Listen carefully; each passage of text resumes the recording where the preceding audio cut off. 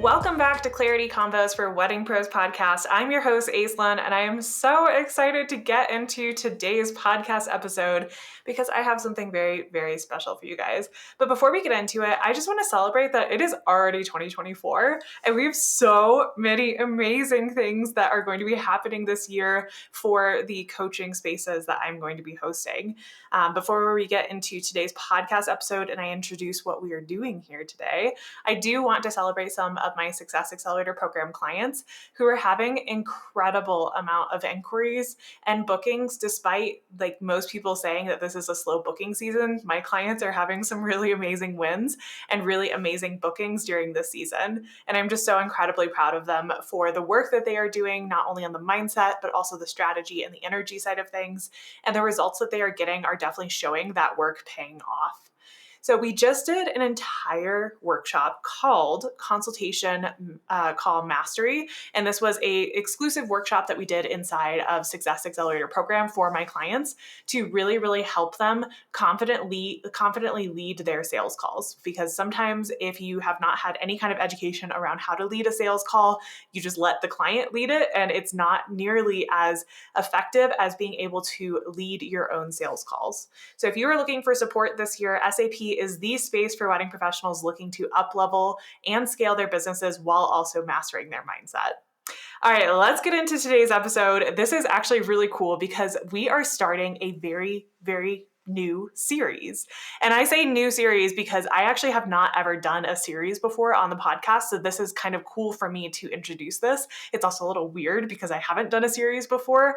I don't entirely know like what the spacing is going to be as far as like how often we're going to be doing this series. But I'm very excited to introduce my husband, William, to our new series called Tech Talk.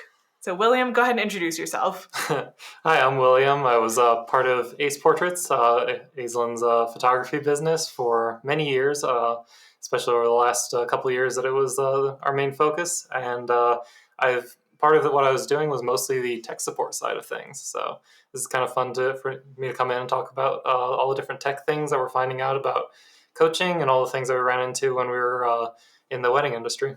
So you guys actually might recognize William's voice because he has been a guest on the podcast before. It was several months ago. I had him come on to the podcast and we talked about being team members. So that was a really, really cool podcast episode. But I'm excited because this really is something that is both my expertise and William's expertise is the tech side of business. And it's something that we both have expertise in the wedding industry side and also the coaching side. So it's really neat to be able to share this information with you guys. And it was fun because I was her first podcast guest, so we got to figure out all of the the speed bumps with that, and then I'll be your first series, which will be fun. Exactly. So inside of Tech Talk, we are going to be talking about the different tech upgrades and systems that have elevated my business over the years. So we'll take this from the perspective of wedding professionals as well as from the coaching side of things.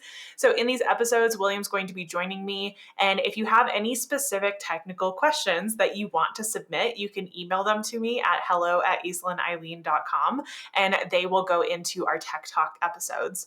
So to kind of kick this series off, what we wanted to talk about today was actually my new office setup.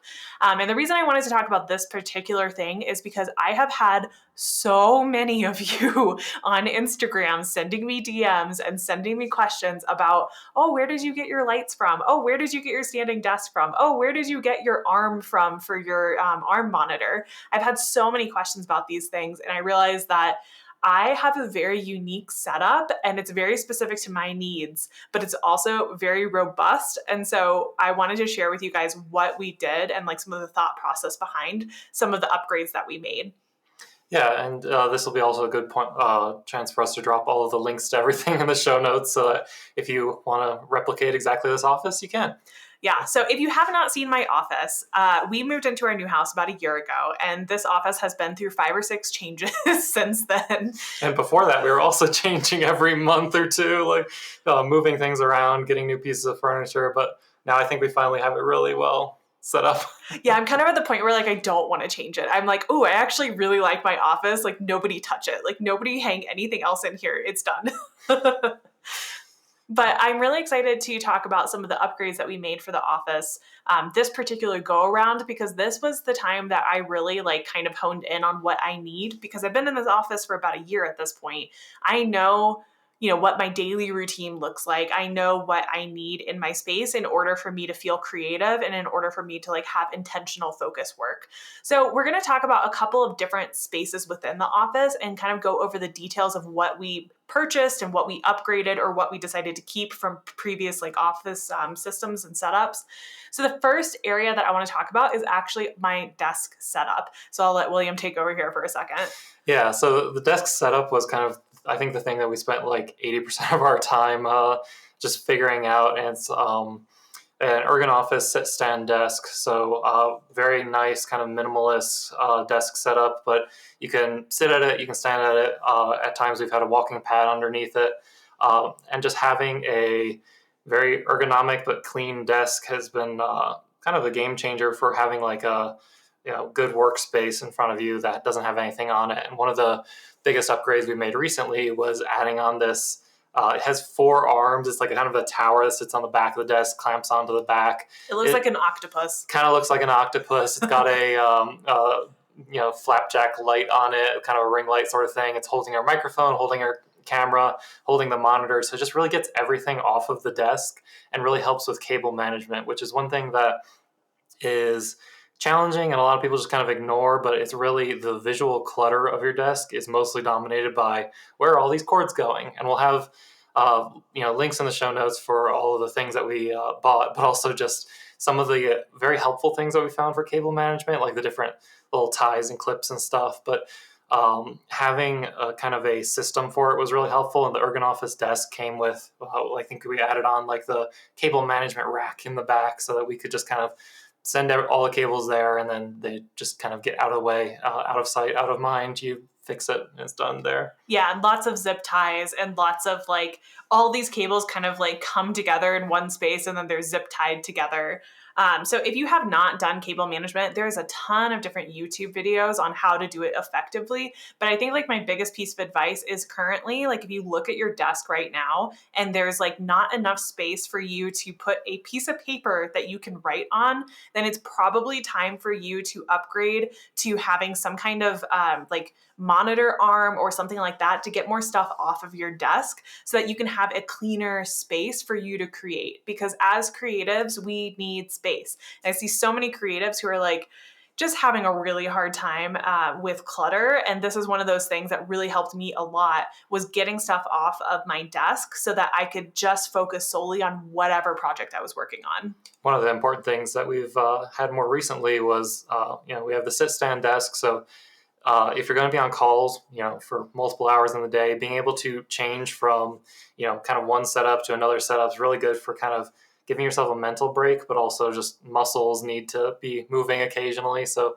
whether you're a walking pad person or not, like we decided we are not walking pad people under the desk, but a lot of people are, or some people swap between like a desk chair and like the big blow up medicine ball things. So I would like to point out that I tried so hard to be a walking pad girly and it was just not for me. And the reason it was not for me is because we live at 7,000 feet and I get winded so easily that I couldn't do my work while I was also walking on the walking pad. So what we ended up doing was getting a treadmill, which is completely an aside for you guys. But if you do have access to a walking pad, I really do recommend them, as long as you're not, at 7,000 or 8,000 feet altitude where you just get winded just by sitting still. Yeah, it's worth the shot. And we found a really good one on Amazon that was like a little bit on the cheaper side. So it was nice to try out. And both of us tried it. I tried to, it was hard to kind of type while walking, especially I don't really walk slowly. So when I'm like actually walking, it was a little hard to actually get work done. So yeah, you can't do like focus work and also power walk at the same time is what we found. It's very hard. Yeah, that's like next level. Yeah, but if you're that type of person, go for it. So that's kind of like the general desk setup that I have right now. So in the past, when I was a wedding photographer, my desk setup was not quite as robust as it is now as a coach, but also like I've been in business for like almost 15 years at this point. So I really do feel like I've learned like what I need in a desk setup. And so like my current desk setup really is almost, I'd say like 90% of like what I want out of a desk setup. But when I was a wedding photographer, I think I had 2 monitors, right? No, you just had a laptop for the longest time and occasionally a desktop. And Yeah. yeah, Yeah. we'll talk about monitors and tech stuff. Yeah, we'll talk about tech stuff too. But like, I remember like for my photography setup, I just remember not having a ton of space on my desk. And like looking back now, I think if I had the desk setup I have right now, where there's just like nothing on my desk except for a keyboard, a mouse pad, my coffee, and then my speakers, and that's pretty much it. We have like one of those the leather pads on the actual desk to kind of like keep crumbs and stuff off. Like basically, I don't have anything on my desk right now. And if I was still a wedding photographer, this is probably how I would prefer it as well. So if you're thinking about your current desk setup, the things that I would recommend like would be like superior upgrades. Like the things that I would say like, do this at some point for yourself if you like are interested in this. The sit stand desk is one of those things that I will like live and die on. Like that one right there is like one of those things that I love so much, because right around 1 o'clock in the afternoon, I've been on calls most of the morning. I've been sitting down creating content. Right around that time, like my muscles start get kind of like sore. So I'm like, oh, I'll just stand up. And I can do that at my desk, and I can work for 30 minutes standing up and then sit back down if I want to. So that's one of those things that I really would recommend if you don't have a sit stand desk. They really are worth the money. There's also ones that are a lot cheaper if you want to just try it out. Similar things with the walking pad, like IKEA has some ones that you have to like hand crank. But if you're just like kind of interested in like what is this concept, because I had access to sit stand desks at my office, so like day job office. So I was like, oh yeah, this is definitely like good workflow for me. So I was like, well, if Aislinn doesn't like the sit stand desk, I get a sit stand desk for my home office. That's great. Yeah, it's funny though, because like sit stand desks weren't really popular until after I was a wedding photographer. It wasn't something that like, most of my years as a wedding photographer I had access to. But like now, if I was still a wedding photographer, I 100% would have a sit stand desk. Oh yeah. Yeah, absolutely. All right, let's move on to the next section of things that we want to talk about today, which is lighting. So let's talk about this a little bit.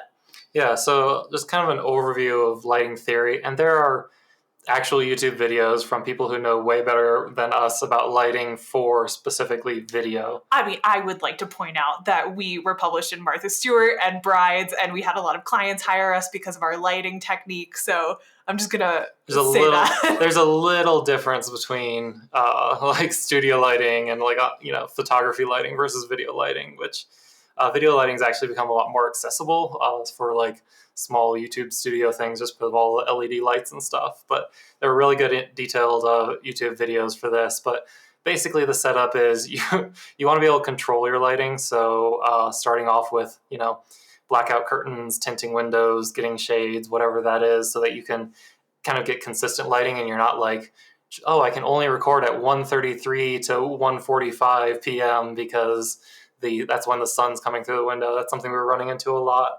Was the kind of being stuck to specific times for having good lighting in the office, and also heat control of having the sun shining through the window.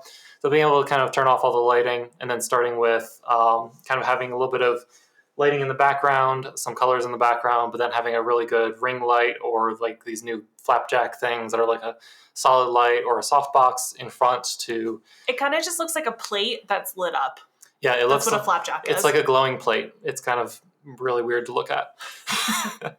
But then having like that kind of as a catch light to give your face some dimension, and then some lighting on the wall kind of in front of you or whatever you're facing to give yourself that like soft all over light. And we'll dive a little bit into some of the fun, colorful light things as well. But just having that kind of, you can start with everything being like kind of a warmish white color, and that should get you pretty close. Yeah, I see a lot of wedding professionals, like especially like photographers and videographers who have to like actually edit on their computer.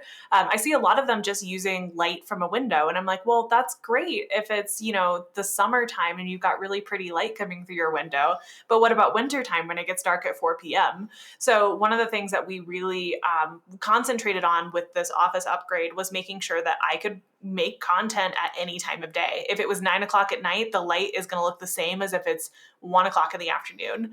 And this was one of the things that I changed, that I'm like, man, I really wish I had done this like when I was a wedding photographer, because I have such a like creative space that I've created in my office that it's actually really fun for me to come in here and work instead of coming into like my office and being like, wow, I hate it in here. I come into my office and I'm like, ooh, what am I going to work on today? And that's such a great space for someone who's creative to be in. Yeah, and it's helpful for whether you're editing to be able to control the lighting around you and have like kind of all over kind of even soft lighting, or it's important if you're going to hop on video calls with clients, which you're almost certainly going to be doing nowadays, or whether you're creating Instagram videos or reels, whatever you're trying to do. It's really important to have lighting that you can kind of control and get set up to be, looks pretty, and you have kind of clean background, clean lighting everywhere. Yeah, so the things that I kind of want to reiterate about this is having blackout curtains so that you can control the light. And then whatever is in front of you needs to be white, or it needs to be kind of like a soft, cool light. So like kind of like on the more bluish side. And then behind you can be the colors. It can be the reds, the orange, the greens, the blues. The like LED lights can actually go behind you rather than in front of you. So that way you have like nice clean light on your face, but then you have something really interesting visually behind you. Interesting, but not cluttery. Interesting, but not cluttery. That's very important, especially if you're going to be getting on client calls.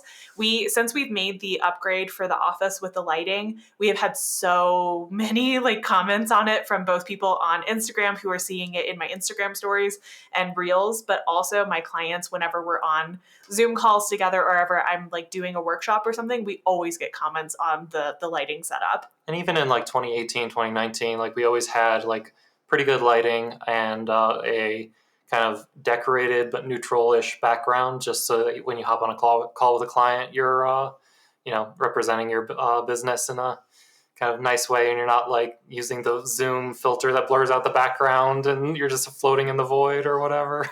Yeah, I've noticed I've been getting on Zoom calls with people and they have like the fancy background, and then you'll see like the dog like come out of the background and you're just like, yeah. What is that? Yeah, suddenly Zoom's like, oh, the dog's part of this call too. Yeah, exactly. But as far as lighting goes, like how much we spent and like what different like recommendations we would make for people who are looking to upgrade lighting in your office, I don't personally think that you have to go to the most expensive piece of equipment in order to get what you want. So I know that a really popular type of lighting, especially for RGB, is going to be the Philips Home. Is it Home? Hue. The Philips Hue lighting. I think that there is nothing wrong with the Philips Hue except for it's so expensive. It is so expensive that I was like, I don't want to spend $3,000 on lighting in my office. It's not very feature heavy. There's a lot cheaper options that have a lot more features and have a lot more form factors, I guess. So it's not just like, oh, a light bulb, and you have to go find a lamp that you like. We specifically loved the IKEA RGB lights and the IKEA lights that it like connects to an app on your phone, and you just like go into the app and you like name the different rooms that your lights are in. And I love it so much. It's so easy to use. Yeah, the IKEA Home was like by far the easiest kind of home automation system to set up. There's like one piece that's kind of smart, and then all of the light bulbs are basically remote controlled, so you just sync them to that thing, and there's no like, oh, this light lost Wi-Fi or anything like that, or like I know other systems there's like issues with, oh, you can't do this through the settings. The settings are so easy that it's like you just kind of set up the schedule that you want and what you want them to do each time, and there's no kind of complexity or issues with the setup of the IKEA things. I definitely recommend it for pretty much every light bulb in our house is an IKEA one if possible. Yeah, the only ones that aren't IKEA that are in my office are Govee, Govee. That's another brand that we really liked. I will say the technology is amazing. The actual lights are amazing. The app for Govee is terrible. Like I have serious issues with the app. So if you are not technically inclined, and I consider myself very technically inclined, and William is too, this app is hard for us even to like do the things that we want to do with it. So I would say if you're looking to upgrade your lighting, if you can go with IKEA, that would be our recommendation. Or if you want to spend the money, you can go with Philips Hue. I don't know that I would recommend Govee for anyone who isn't technically like intermediate and above, like technically. The reason we kind of went with the Govee is like you can get all the like stick lights and the like spools of LED, and you can do a lot of really cool kind of crazy things with it. They even have exterior lights now for Govee. So it's definitely more on the tech heavy side, and like the super easy, you can get, the 80% solution, and it's so easy. It's just IKEA lights. They have RGB. They have ones that you can just dim and turn on and off. They have ones that you can turn like warmer versus cooler, and it's reasonably priced because it's IKEA. Yeah, exactly. All right, let's move on into some of our tech setup around my computer and like my computer system. So I have spent many, many, many, many, many years on computers, like on computers editing, on computers creating, on computers running workshops, doing Zoom calls. Like I have been a tech person for a very long time because I've had to like buy computers over the years. So we like made the decision like back and forth over the years, we would say like, oh, let's get a PC for my computer for editing, or oh, let's get a Mac computer for editing. And I really think that during different seasons, we needed different things. So the season we're in currently, I have a Mac Mini and it is attached to a Samsung M8 monitor. So it's not a Mac monitor. And it is probably one of my favorite setups that I've ever had for computers. Yeah, we've bounced back and forth. So Mac is just, it's easy to use. It's very user friendly. It's much more expensive per like spec, basically, like per whatever you're putting into it. But it's just a good like kind of, if you can afford it, it's great.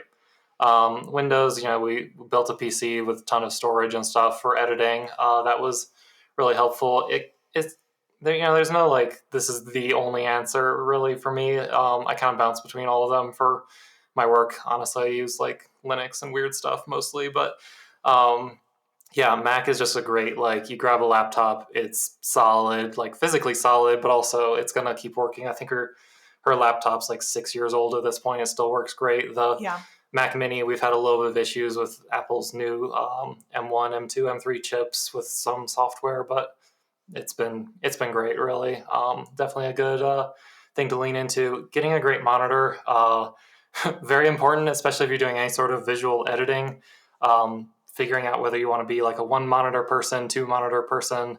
I think for a while had you on two monitors, but now it just made more sense to just have one humongous one that we can just kind of, you know, mount and get off the desk and whatnot. Yeah, I think this monitor is a 32-inch monitor. We'll let you guys know in the show notes. But the way I have my office set up right now is I have a monitor on my desktop, and then I also have a laptop. So a lot of times I will actually go back and forth between using my desktop and my laptop throughout the day.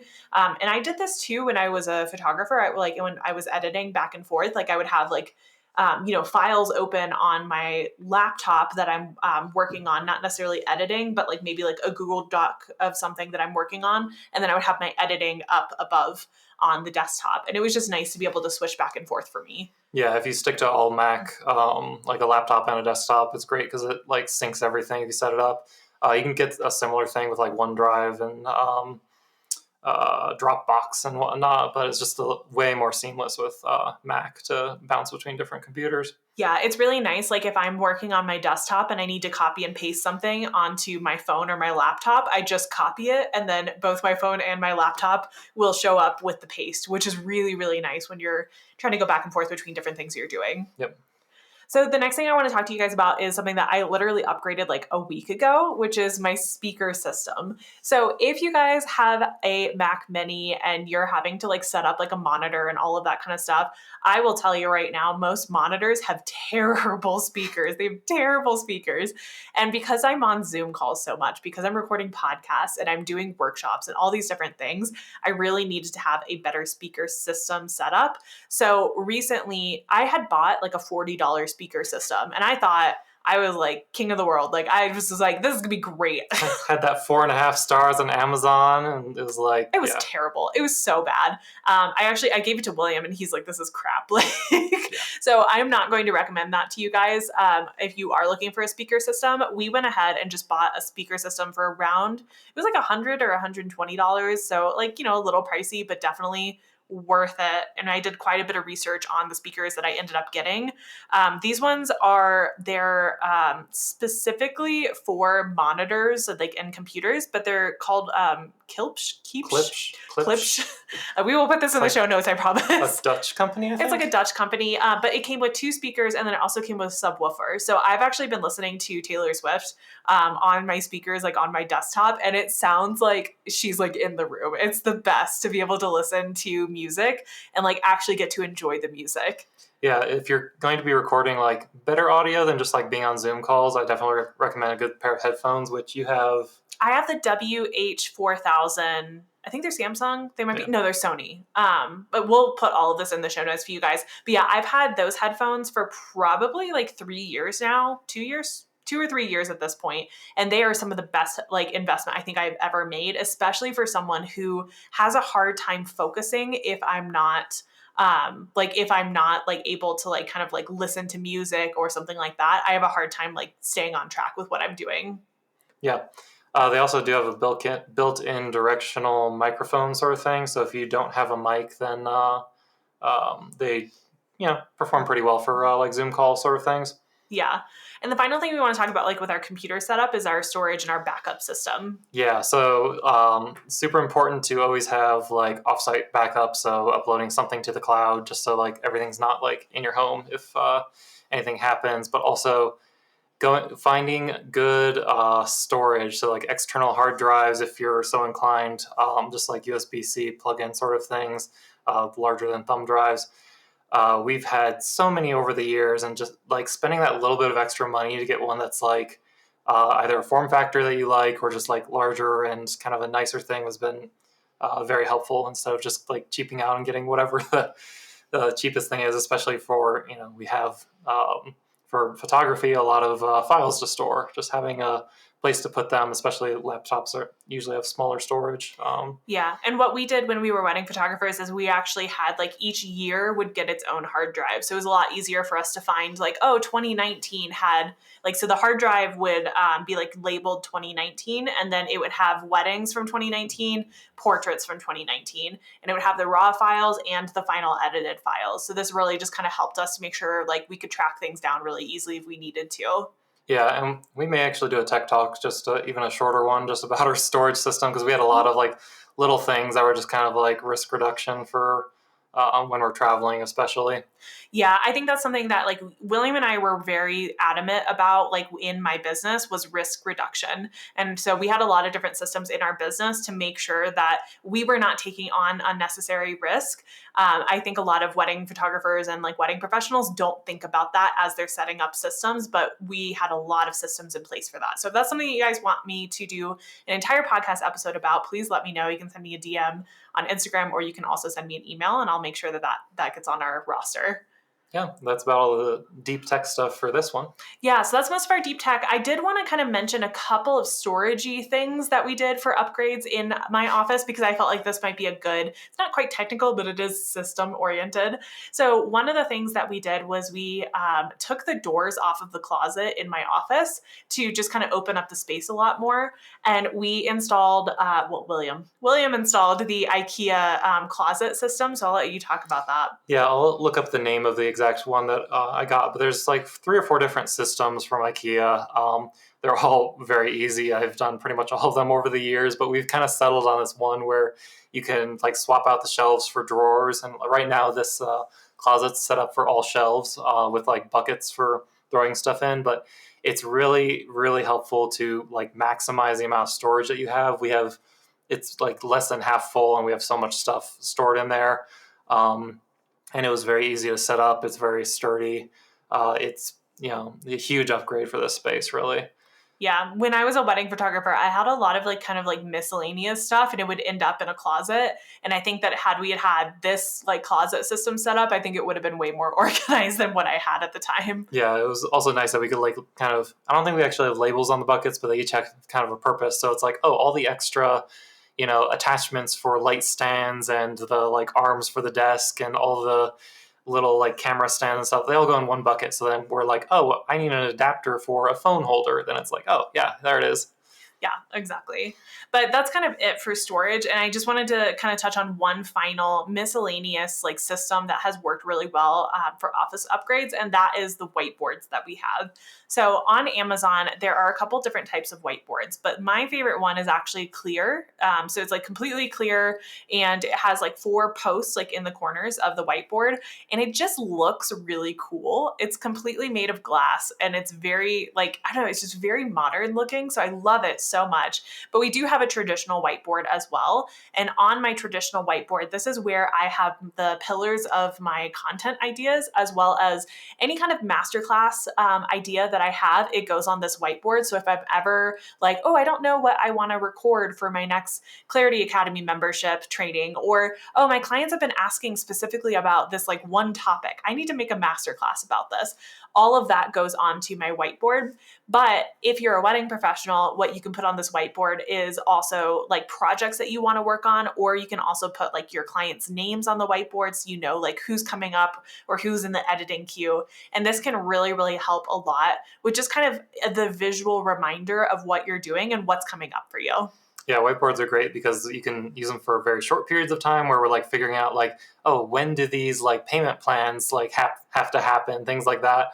Or it's for things that are like, okay, we figured out like for the next couple of months, here's the like classes we're going to be doing, here's the like topics we're touching upon, here's podcast ideas, this go on the whiteboard whenever we're like trying to figure something out, it's there on the whiteboard.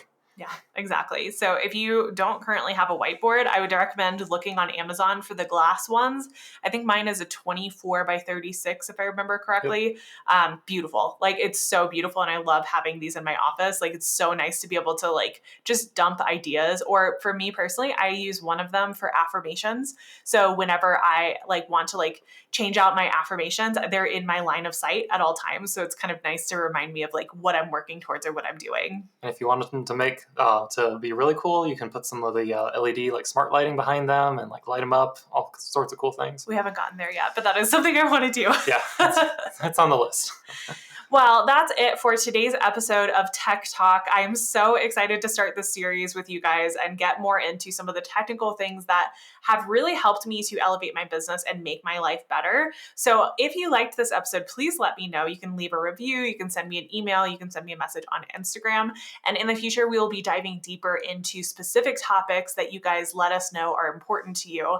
But I'm really excited to just be doing a series that William and I can do together and really get to share some of our expertise. So if you have any questions, go ahead and hit the review button and let me know like what you'd like to see more of. But we will see you next time on the podcast. Have a beautiful day.